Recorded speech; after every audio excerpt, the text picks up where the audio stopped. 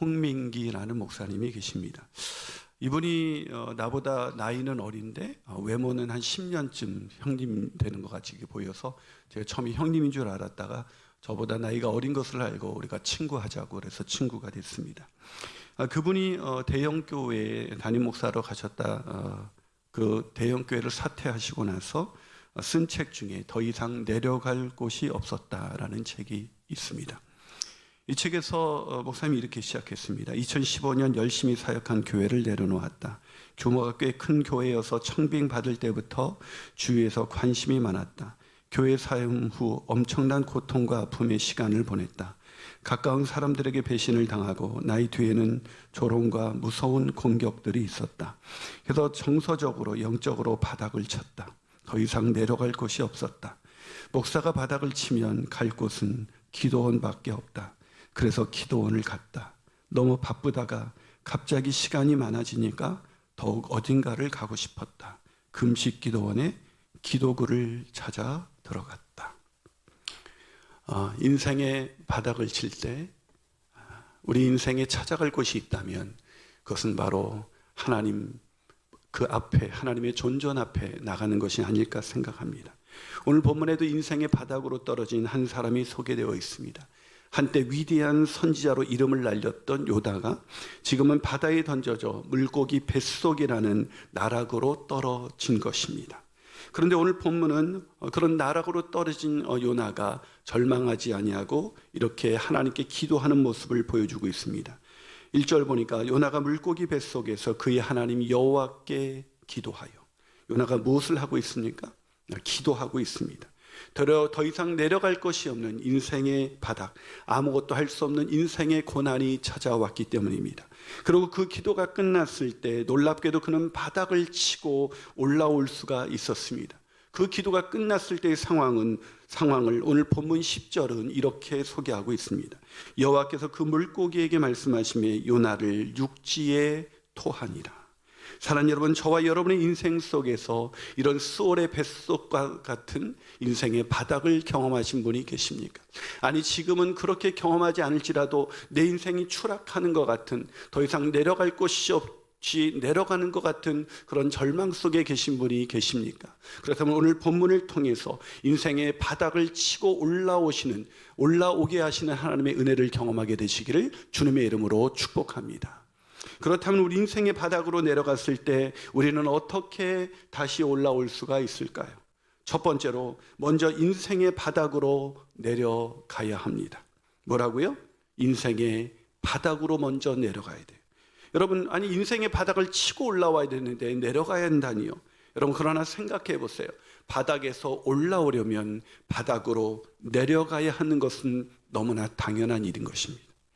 저는 중학생 때 수영장 깊이가 약 2m 정도 되는 곳에 빠진 적이 있습니다. 수영을 하다가 점점 깊어지는 줄 모르고 수영을 하다가 서려고 하는데 발이 땅에 닿지 않는 거예요. 허우적대기 시작했습니다. 그때 아무도 저를 도와줄 수 있는 사람이 없었어요. 그래서 저는 계속해서 허우적댔지만 저는 결국 밑으로 점점 내려가고 있었습니다. 그런데 허우적거리면서 내려가는 순간 제 밑에 바닥이 닿는 느낌이 들기 시작했습니다. 순간 저는 그 바닥을 박차고 다시 물속으로 빠져나올 수가 있었습니다. 여러분, 이것은 인생도 마찬가지입니다. 바닥으로 내려가기 시작할 때 우리는 허우적대며 더 내려가지 않기 위해서 안간힘을 쓰지만 그때는 결코 올라올 수가 없습니다. 아니, 허우적대로일수록 내려가는 것을 막을 수는 없습니다. 요나도 그랬습니다. 하나님의 뜻을 거부하고 하나님의 낯을 피한 그의 인생은 술술 풀려간 것 같지만 그는 내려가는 인생일 뿐이었습니다. 자, 요나서 1장 3절 볼까요? 한번 읽어보겠습니다. 시작. 그러나 요나가 여호와의 얼굴을 피하려고 일어나 다시스로 도망하려 하여 욥바로 내려갔더니. 뭐라고? 욥바로 내려갔다. 마침 다시스로 가는 배, 일이 술술 풀리는 것 같았지만 성경은 그가 욥바로 내려갔다라는 표현을 의도적으로 쓰고 있습니다. 그냥 욥바로 갔더니 이럴 수도 있는데 일부러 내려갔더니라는 단어를 쓰고 있는 거예요. 물론 지형적으로도 지리적인 표현이기도 하지만 이것은 요나가 영적인 상태에서 내려가고 있음을 상징적으로 보여주고 있는 표현인 것입니다. 내려가면 여기서 그치지 않습니다. 그 다음 절 1장 5절을 보면 사공들이 두려워하여 각기 자기 신을 부르고 또 배를 가볍게 하려고 그 가운데 물건들을 바다에 던지니라. 그러나 요나는 배 밑층에 내려가서 뭐라고요? 내려갔다. 이것도 당연히 배 밑층에서 그냥 쉬고 있었구나 이렇게 생각할 수 있겠지만 성경은 그가 있는 위치를 말하고 있는 것이 아니라 요나의 신앙 상태를 지금도 이렇게 비유적으로 상징적으로 표현해 주고 있는 것입니다. 그리고 마침내 오늘 본문 6절은 요나가 이렇게 고백합니다. 내가 산의 뿌리까지 내려갔다. 산의 뿌리라는 것은 바로 인생의 밑바닥이죠. 바다의 심연입니다. 자, 요나가 어디까지 내려갔습니까? 요바로 내려갔고 배 밑으로 내려갔고 마침내 산의 뿌리, 가장 밑바닥인 바다의 심연까지 떨어져 내려간 것입니다. 이 부분을 팀 켈러는 방탕한 선지자에서 이렇게 설명합니다. 요나가 물에서든 믿음에서든 마침내 오르기 시작하려면 먼저 그의 한계에 이르러야 했다. 올라가는 방법은 다름 아닌 내려가는 것이었다. 하나님의 은혜의 가장 큰 신비를 배우는 곳은 흔히 밑바닥이다. 사랑하는 여러분, 지금 내려가는 중이십니까? 아니, 내려가는 것이 너무나 두려워서 이러다가 내 인생은 끝장나는 것은 아닌가라는 그런 두려움이 몰려오십니까? 그러나 내려가는 것은 하나님의 은혜인 것입니다. 내려가는 그곳에서 하나님의 가장 큰 은혜의 신비를 만날 수 있는 것입니다. 우리가 내려갈 때 하나님께서는 그 인생의 밑바닥에서 우리를 건지시는 하나님의 은혜를, 그 하나님의 역사를 보여주실 것입니다. 그러게 사랑하는 여러분, 내려가는 것을 두려워하지 마십시오. 내려가는 것은 끝장나는 것이 아닙니다. 가장 비천하고 초라하게 되는 것이 아닙니다. 우리는 인생의 밑바닥에서 하나님을 만나게 될 것이고 우리는 거기서 우리를 끌어올리시는 하나님의 신비를 경험할 수 있을 것입니다. 그러기에 오히려 내려가고 있다면, 그렇습니다, 주님, 내가 철저히 깨지게 하여 주옵소서, 내가 철저히 내려가게 하여 주시옵소서. 그래서 그 바닥을 치고 나를 건져 올리시는 하나님의 은혜를, 하나님의 은혜의 신비를 경험할 수 있도록 주여 인도하여 주시옵소서. 그래서 인생의 밑바닥에서 낙심하지 아니하고 하나님의 은혜를 오히려 사모하는 저와 여러분이 되시기를 주님의 이름으로 축원합니다. 한 발 더 나가서 인생의 밑바닥으로 내려갔을 때 우리는 어떻게 다시 올라올 수 있을까요? 그 두 번째는 인생의 바닥에 있을지라도 기도를 들으시는 하나님을 바라봐야 합니다. 뭐라고요? 인생의 바닥에 있을지라도 하나님은 우리의 기도를 들어주십니다. 아멘이십니까? 여러분, 요나가 올라올 수 있는 첫 번째 이유가 뭐라 그랬죠? 인생의 바닥으로 내려갔기 때문이라고 말씀을 드렸습니다. 하지만 제가 목회를 하다 보면 인생의 밑바닥으로 내려갔다 그래서 모든 사람들이 바닥을 치고 올라오는 것은 아니더라고요. 오히려 인생의 바닥에서 깊은 절망의 감옥에 빠져 싸늘한 죽음이 된 사람도 적지가 않습니다. 인생을 비관해서 자살한 사람들의 소식을 우리가 적지 않게 듣습니다. 인생이 밑바닥으로 내려갔다 그래서 누구나 다 바닥을 치고 올라오는 것은 아닙니다. 오히려 그 인생 밑바닥에서 자신을 패배자로, 초라한 일어설 수 없는 자로 낙인 찍고 그냥 그 절망의 감옥에 있다가 그냥 죽어가는 것이죠. 그래서 키에르케고르는 절망을 죽음에 이르는 병이라고 하지 않았겠습니까? 인생의 밑바닥에서 절망을 느낀다면 그 절망에서 사람들은 서서히 죽어갈 뿐인 것입니다. 그렇다면 가장 인생의 밑바닥, 수월의 뱃속에서 불릴 만큼 그 바닥으로 떨어졌던 요나는 어떻게 다시 그 바닥을 치고 올라올 수가 있었던 것일까요? 그에 대해 앞서 소개한 책에서 팀 켈러는 이렇게 말합니다. 요나의 변화의 출발점은 단지 바닥에 있는 상태가 아니라 바닥에서 드린 기도 때문이었다. 뭐라고요? 요나가 어떻게 바닥에서 올라올 수가 있었다고요? 그것은 바닥에 있었기 때문이 아니라, 바닥에 머물러 있는 상태 때문이 아니라 바닥에서 드린 기도 때문이었다는 것입니다. 오늘 보면 1절과 2절은 그래서 이렇게 기록하고 있습니다. 한번 읽어봅니다. 시작. 요나가 물고기 뱃속에서 그의 하나님 여호와께 뭘 했다고요? 기도하여. 뭐라고 기도했습니까? 그 다음 절 보면 이르되 내가 받는 고난으로 말미암아 여호와께 불러 아뢰었더니 주께서 내게 대답하셨고 내가 수월의 뱃속에서 부르짖었더니 주께서 내 음성을 들으셨나이다. 사랑하는 여러분, 인생의 바닥에 있을 때 우리에게 가장 절실히 필요한 것은 절망이 아니라 기도입니다. 그런데 많은 사람들이 인생의 밑바닥에서 기도하기가 쉽지가 않다는 거예요. 그 나락으로 떨어진 그 충격 때문에 정신을 차릴 수가 없을 것입니다. 그럴 때 여러분 이 찬양을 기억하세요. 기도할 수 있는데 왜 걱정하십니까? 기도하면서 왜 염려하십니까? 기도할 수 있는데 왜 실망하십니까? 기도하면서 왜 방황하십니까? 주님 앞에 무릎 꿇고 간구해 보세요. 마음을 정결하게 뜻을 다하여 기도할 수 있는데 왜 걱정하십니까? 기도하면서 왜 염려하십니까? 그렇습니다. 요나가 인생의 심연에서 더 이상 떨어질 수 없는 바닥에 인생의 바닥에서 다시 치고 올라올 수 있었던 것은 인생의 밑바닥에서도 하나님을 기억하고 그분께 기도했기 때문이었습니다. 그러나 문제는 사람들이 인생의 바닥에서 심지어 믿음이 좋다는 사람들조차도 인생의 바닥에 떨어졌을 때 그 충격으로 인하여 기도할 수 없다는 것입니다. 일이 잘 풀릴 때는 그냥 신나게 주님을 잘 믿는 것 같지만 조금만 내가 원하는 것이 무너지기 시작하면 많은 사람들이 믿음이 좋다는 사람들마저도 충격을 받고 금세 낙심하는 것을 적지 않게 보게 됩니다. 그래서 팀 켈러는 고통의 바다에서 이렇게 말합니다. 우리는 자신을 둘러싼 모든 일이 잘 돌아가지 않는 한 만족해하는 법이 없다. 뿌리가 깊지 못해서 환경 변화라는 그 바람 앞에서 이리저리 쓰러지고 넘어지기 일쑤이다. 우리가 깊으신가요? 우리가 깊으신가요?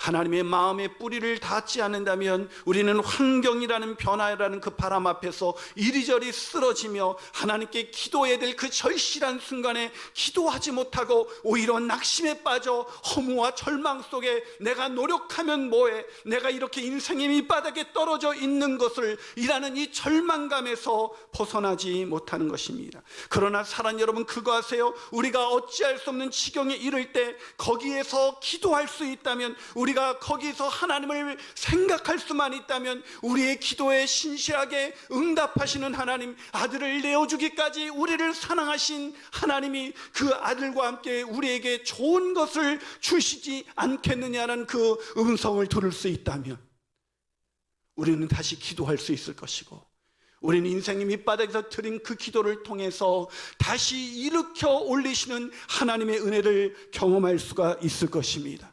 사랑하는 여러분, 인생의 고난, 알 수 없는 고난을 당했던 욥은 그것을 알았던 사람이었고, 오늘 본문의 요나도 그것을 알았던 사람이었습니다.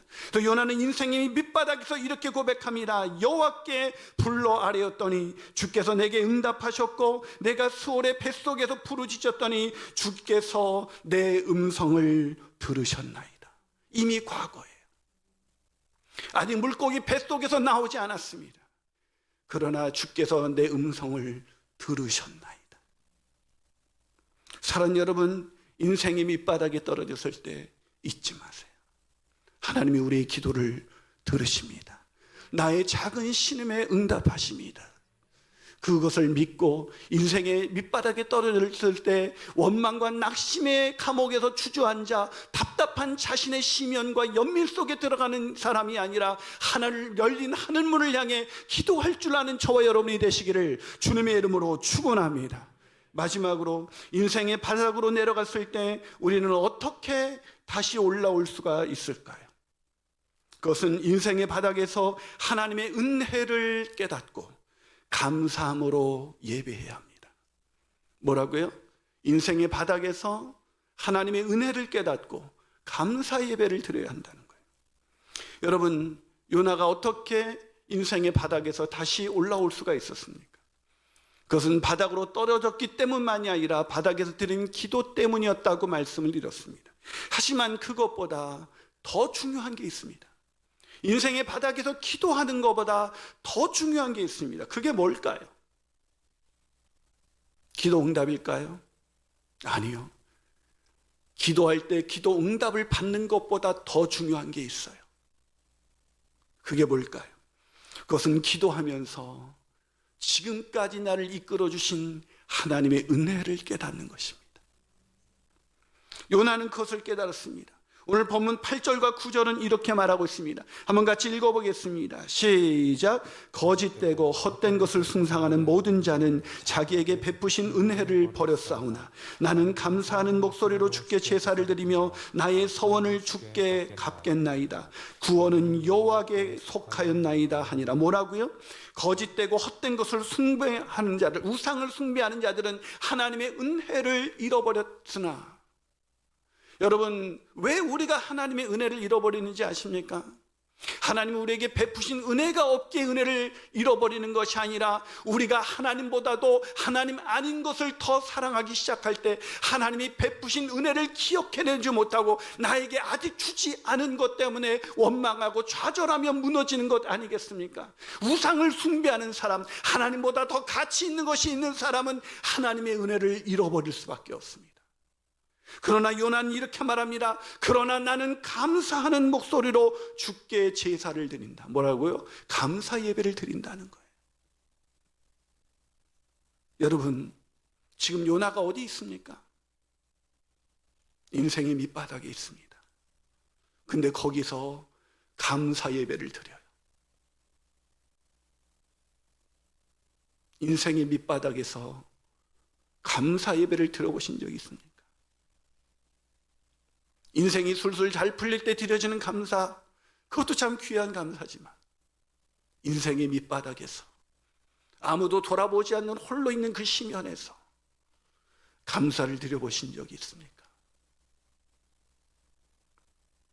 사랑 여러분, 어떻게 요나는 그렇게 감사할 수 있었을까요? 오늘 그는 지금 물고기 뱃속에서 나오지 않았는데도 어떻게 그런 감사가 나올 수가 있었던 것일까요? 그것은 요나는 그 물고기 뱃속에서 깨달은 거예요. 지금까지 지내온 것 하나님의 크신 은혜라. 자나깨나 주의 손이 항상 살펴주시고. 사랑하는 여러분, 우리 인생이 밑바닥에 떨어졌을 때 상황을 보면 어떻게 감사하며 예배할 수가 있겠습니까? 그러나 지금까지 나를 인도하신 하나님의 은혜, 아니 아들을 내어주기까지 나를 사랑하신 하나님의 그 놀라우신 은혜, 그 은혜를 기억한다면 우리는 인생의 밑바닥 거기서도 감사하며 예배할 수 있을 것입니다. 여러분, 감사가 드려지는 기도보다 더 중요한 것은 감사하며 기도하는 것입니다. 상황이 어려울수록 감사가 더 필요하다는 걸 아세요? 제가 우리 아이들과 가정 예배를 드릴 때 본문이 항상 기뻐하라 범사에 감사하라는 거였어요. 얘들아, 여기서 범사에 감사하라는 것은 좋을 때만 감사하는 것이 아니라 힘들 때, 어려울 때, 내가 원하는 모든 것이 무너질 때도 감사하라는 것인데, 왜 하나님은 우리에게 감사할 수 없는 상황에서 감사하라고 그렇게 명령을 하시는 걸까? 그러자 하나이가 말했습니다. 아빠, 감사하지 않으면 버틸 수 없잖아요. 사랑하는 여러분, 인생의 밑바닥에서 우리를 일으키는 것은 감사함으로 드리는 예배라는 걸 아시나요? 인생의 어려움이 다가올수록, 내가 아무도 의지할 수 없을 때일수록 오히려 나에게 더 절실히 필요한 것은 지금까지 지나오게 하신 하나님의 은혜를 기억하며 다시 감사를 회복하고 그 감사의 기도로, 감사의 찬양으로 주님께 나아가는 것. 그렇게 나아갈 때 마침내 그 감사는, 그 감사의 기도가 끝났을 때 요나가 그 물고기 뱃속에서 나와 육지의 메마른 땅에 사명자의 자리의 땅으로 다시 돌아갈 수 있었던 것처럼, 우리가 다시 한번 감사함으로 오늘을 살아갈 수 있다면 밑바닥에서 우리를 끌어올리시는 하나님의 은혜뿐만 아니라 다시 사명을 회복시키신 하나님의 놀라우신 축복이 우리의 삶 가운데 펼쳐질 줄로 믿습니다. 그러게 사랑하는 여러분, 인생의 밑바닥에서 우리를 건지는 것은 불평과 원망과 문제를 분석하는 것이 아닙니다. 무조건 감사, 무조건 감사, 지나오신 하나님의 은혜에 대한 감사, 절대 감사만이 우리를 인생의 밑바닥에서 다시 끌어올려 새로운 인생의 길을 걸어갈 수 있게 하시는 것입니다. 그 은혜를 깨닫는 기도로 인생의 밑바닥에서 우리를 끌어올리시는 하나님의 은혜를 경험하게 되시기를 주님의 이름으로 축원합니다. 서론에 말씀드렸던 홍민기 목사님이 교회에서 그렇게 대형교회에서 나오고 나서 정말 외로움의 시간을 참 많이 보냈습니다. 대형교회에 있을 땐 그렇게 자주도 찾아오던 수많은 사람들이 사라지고 철저하게 혼자면서 뒤에서 수근수근대는 그 소리를 참아 듣기가 어려운 시간들이었을 것입니다. 그때 그 대형교회에 나왔을 때 제가 저희 교회에 초대해서 강사로 서주시기를 부탁을 드렸습니다. 그 목사님이 오셔서 같이 교제를 나누면서 참 그때 참 힘든 시기를 보내고 있는 그 목사님한테 힘들지라는 말도 할 수는 없었습니다. 아무렇지도 않은 척 그냥 이런저런 얘기를 하고 그분과 이렇게 얘기를 나눴습니다. 근데 그분이 얼마 지나고 나서 또 한 권의 책을 썼는데 내 편은 아무도 없었다라는 책을 썼습니다. 참 와닿는 말 아니에요? 내 편은 아무도 없었다. 그렇게 절실하게 신뢰했던 사람들마저 그 사람들마저 주위에 없었던 그분의 마음이 느껴졌어요. 거기서 이렇게 말합니다. 요셉의 삶 역시 꿈대로 되지 않은 시기가 있었다. 숨도 쉴 수 없는 고통, 그 고통을 거쳐야만 했다. 꿈을 꿀 수 없는 상황, 꿈도 꿀 수 없는 상황. 그런 때에도 하나님은 그와 동행하신다. 요셉이 채색 옷을 입고 있을 때만 하나님이 동행하시는 것이 아니다. 홍 목사님이 대형교회를 내놓고 우리 교회에서 말씀을 나누기 전 잠깐 교제하면서 목사님이 이렇게 말했습니다. 목사님, 꿈보다 더 큰 것이 있더라고요. 꿈보다 아름다운 목회의 비전보다 더 위대한 것, 그것은 하나님의 은혜입니다. 꿈보다 크신 하나님의 은혜, 그 은혜로 인하여 오늘 우리가 감사하며 기도할 수 있다면, 우리가 오늘 인생의 밑바닥을 걸어가고 있다 한들 그것이 우리 인생의 마지막일 리가 없지 않겠습니까? 인생의 밑바닥을 치고 올라오시는 하나님의 은혜, 그 은혜를 생각하며 오늘도 감사함으로 예배하는 저와 여러분이 되시기를 주님의 이름으로 축원합니다.